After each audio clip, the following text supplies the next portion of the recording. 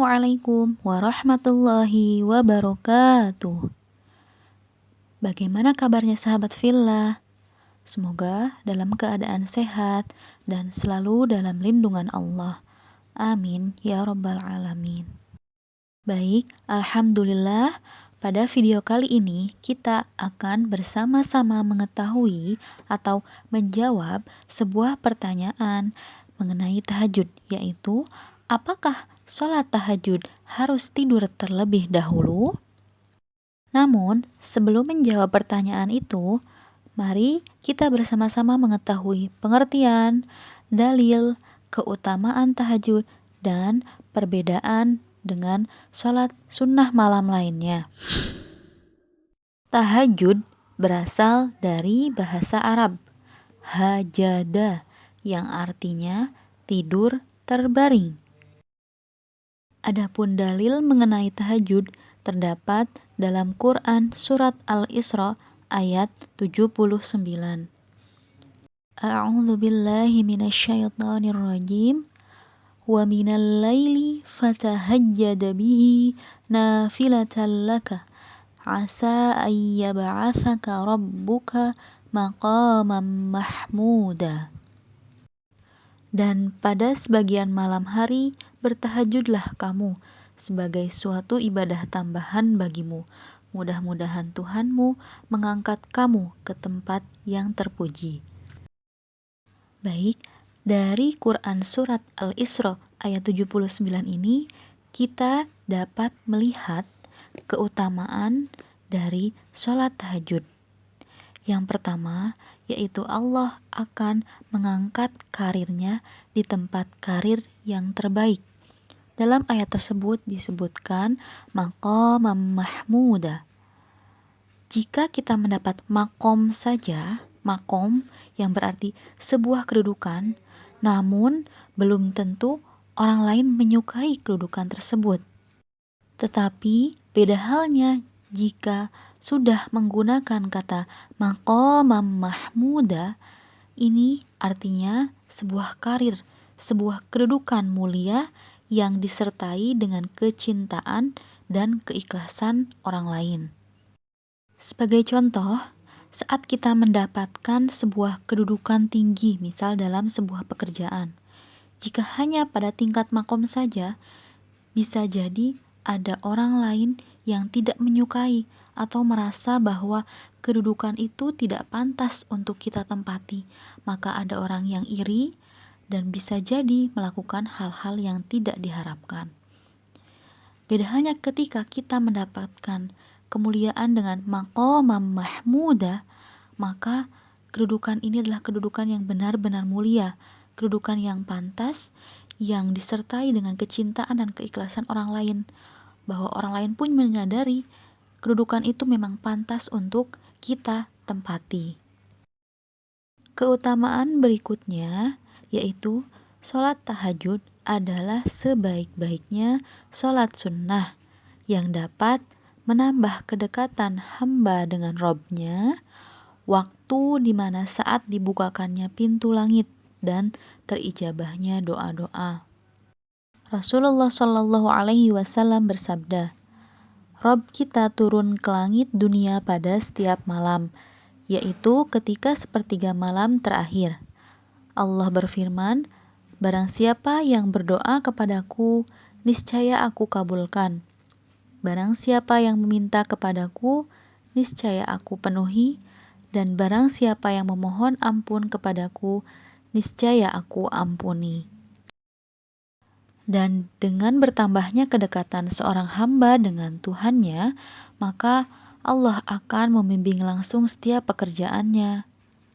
Allah berikan solusi terbaik pada setiap masalah yang dihadapi, dan Allah akan tolong langsung pada setiap perkara kita dengan pertolongan yang cepat. Selanjutnya, untuk dapat menjawab pertanyaan apakah sholat tahajud harus tidur terlebih dahulu, selain kita mengetahui dari arti dari kata tahajud itu sendiri, kita juga dapat mengetahuinya dari perbedaan jenis-jenis sholat malam. Yang pertama, sholat malam yang dikerjakan tanpa tidur terlebih dahulu.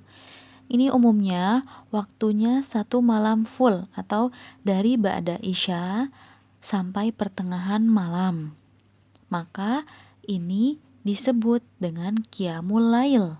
Qiyamul lail secara umum. Misal, karena saking lelahnya kita khawatir tidak terbangun di sepertiga malam nanti, maka setelah sholat isya kita melaksanakan sholat ba'diyah isya, lalu sholat sunnah qiyamul lail, atau semisal dilaksanakan jam 10 malam sebelum kita tidur.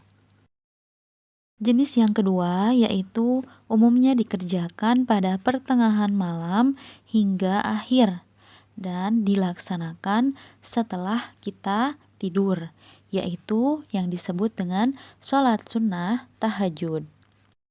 Yang ketiga, sholat yang dilaksanakan di satu malam penuh. Boleh di awal malam, pertengahan malam, maupun menjelang akhir malam. Dan sholat ini tidak diikat dengan tidur terlebih dahulu atau tidak tidur terlebih dahulu. Ini dinamakan dengan sholat witir. Dari penjelasan ini sudah jelas ya bahwa sholat tahajud itu harus tidur terlebih dahulu. Maka tentang tidur dan tidak tidur itu hanya perbedaan nama dalam sholat. Fadilahnya sama-sama hebat. Namun tentu para ulama lebih condong bahwa fadilah sholat tahajud lebih besar daripada qiyamul lail. Karena dari segi tingkat usaha dan lebih beratnya tahajud dibanding qiyamul lail saja. Orang yang dalam keadaan bangun lalu bergegas untuk melaksanakan sholat lebih mudah dibanding orang yang sudah tidur terlelap lalu bergegas bangun untuk melaksanakan sholat. Lebih berat melawan hawa nafsu karena lebih sulit inilah pahalanya jadi lebih istimewa. Karena pahalanya lebih istimewa, maka aturannya pun lebih diperketat. Lalu, bagaimana tata cara melaksanakan sholat tahajud? Pada umumnya, sholat sunnah tahajud dilaksanakan seperti halnya dengan tata cara sholat fardu. Namun, yang membedakan niat, doa setelah tahajud, dan jumlah rokaatnya saja. Adapun niat sholat tahajud, usolli sunnatat tahajudi rakaataini mustaqbilal kiblati lillahi ta'ala. Aku niat sholat sunnah tahajud 2 rakaat menghadap kiblat karena Allah Ta'ala. Lalu, berapakah jumlah rakaat sholat tahajud yang harus kita tunaikan? Sholat tahajud minimal dilaksanakan sebanyak 2 rakaat. Nabi Shallallahu Alaihi Wasallam pernah menunaikan sholat tahajud baik sebanyak 7 rakaat, 11 rakaat, maupun 13 rakaat. Ini tentunya bersama sholat sunnah witir. Nabi pernah melaksanakan sholat tahajud 13 rakaat saat bersama Ibnu Abbas di rumah Sayyidah Maimunah. Ini terdapat dalam hadis riwayat Abu Daud nomor 1367. Jadi jumlahnya 2 rakaat diikuti terus dan ditutup dengan sholat witir. Nabi juga pernah melaksanakan sholat tahajud sebanyak 11 rakaat ketika di rumah Sayyidah Aisyah. Ini terdapat dalam hadis Al-Bukhari nomor 2008 sampai 2012. Dilaksanakannya bisa 4 lalu 3 ataupun bisa dengan 2 rakaat, 2 rakaat, 2 rakaat dan ditambah 1 rakaat dengan sholat witir. Keutamaan dari berbagai jumlah rakaat yang Nabi lakukan itu bergantung pada keadaan. Maka kapan kita harus menerapkannya? Kembali yaitu bergantung pada kondisi keadaan kita, kesanggupan kita untuk bisa melaksanakan sholat tahajud dengan khusyuk, keadaan fisik kita, berapa rakaatkah yang mampu kita tunaikan pada malam tersebut. Tata cara yang terakhir yaitu setelah selesai sholat tahajud, kita disunnahkan untuk membaca wirid. membaca tasbih, tahmid, takbir, sholawat, beristighfar, kemudian diikuti dengan doa setelah sholat tahajud.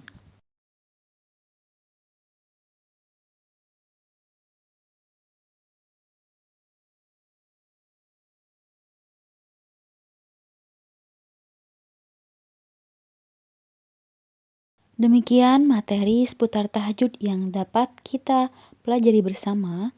Semoga bermanfaat. Wassalamualaikum warahmatullahi wabarakatuh.